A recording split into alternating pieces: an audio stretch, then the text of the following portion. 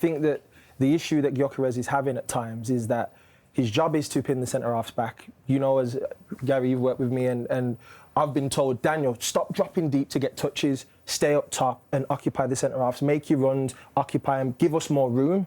But I think doing that, you get less touches, because if your team's a ball-dominant team that aren't penetrating centrally, Arsenal's game is get it wide and get crosses in the box. So it's about his movement and saying, OK, I'm going to go near post, I'm going to go far post, this and that. But because they're facing low blocks, there's a bank of maybe 4 or 5 defenders. So it is sort of difficult for him. Maybe he needs to say, I'm going to go across the front post. Maybe I'm going to pull out and give them an option for a cutback. But again, you've got Rice making runs. You've got Marino making runs. You've got all these players. So it's going to be difficult for him. Just good movement? It is good movement, Roy, but I also feel like the way the team plays, they have goal scorers everywhere, but they have also goal-scoring wingers.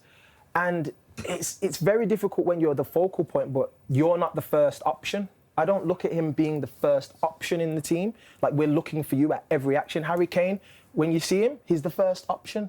You know, there's a lot of players who are the first option. I don't think Gyökeres is the first option. I know what Daniel means, because when Arsenal get it in wide areas, they do play that extra pass. They don't tend to put it into the box at a point whereby it's predictable for the man in the middle to know when to make the run. So I get that a little bit.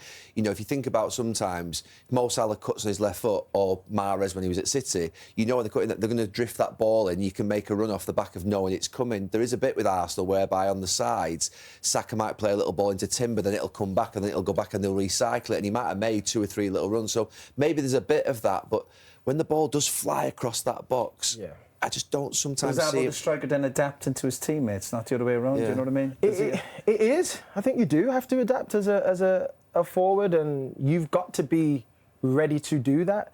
But I don't know if we can judge Gyökeres on goals this year. I'm just being transparent. I think. Sorry, Daniel, on that performance tonight, then, if he's had 7 touches in the game and he's occupied centre halves a little bit, do you think he's played it the best part of an hour, I think. What do you think the reflection would be from his coach on what he added to the game this evening? I think the coach says you did what we wanted you to do. Do you think so? I think, look, if you look at Manchester City, and I'm not comparing Gyökeres to Haaland, how many times have we talked about Haaland not touching the ball often? He's only touched it 4 times this half, 6, 7, 8 times. I think just the way Arsenal play and the way Gyökeres plays, it's not a perfect match.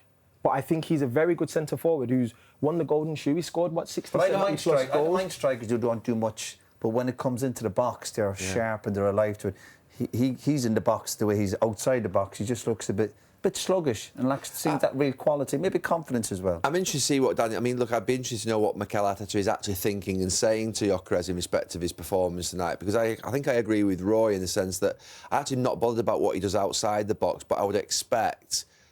I was actually quite excited about Arsenal having a sort of focal point centre-forward, because I think that's what they miss.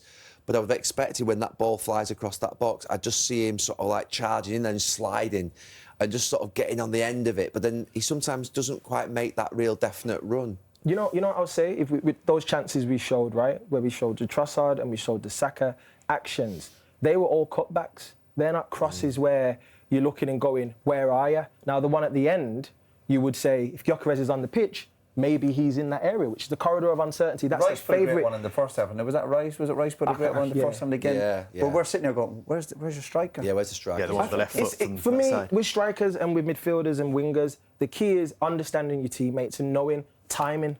That's the best thing, I'm sure, for you and for you during your careers. Your strikers and your wingers will talk to you, go, listen, I want it here. When that happens, I'm going to make that run.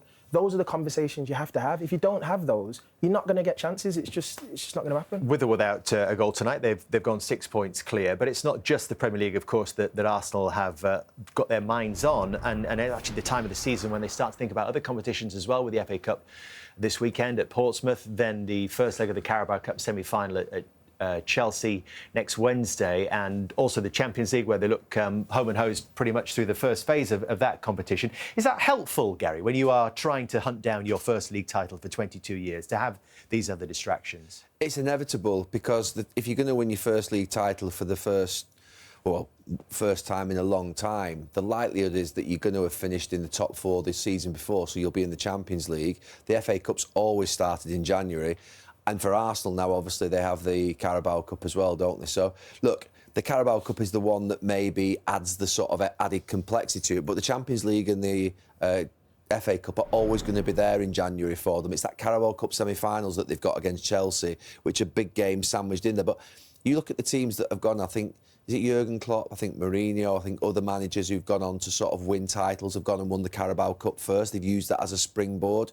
I know when we hadn't won the title for 3 years in 2004 through to, I think, 2006, I think then we won the Carabao Cup first the year before and give the young players who hadn't won the title before a lot of confidence. So I think if Arsenal can go and win the Carabao Cup, get a medal round the necks, that really could catapult them forward. I remember was it 2 years ago, Arsenal were out of every competition and everyone said it's great. I think it was two or 3 years ago in a really good position and they were out of every competition and people were saying, oh, it's great, Arsenal have a clear run at the league, and they ran out of steam at the end of it. I know they have a stronger squad now, but they're the challenges you face because these games coming up, including the Chelsea game, they're going to be physically and emotionally more draining.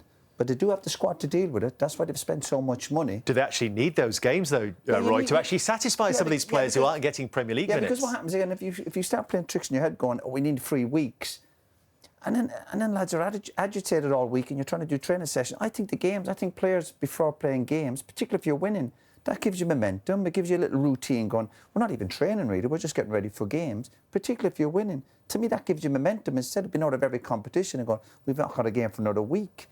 I think it's the games you need. I think it's good for your sharpness. It's good for the rhythm of the team. And when you've got a big squad, it gives players opportunity to go and play some games.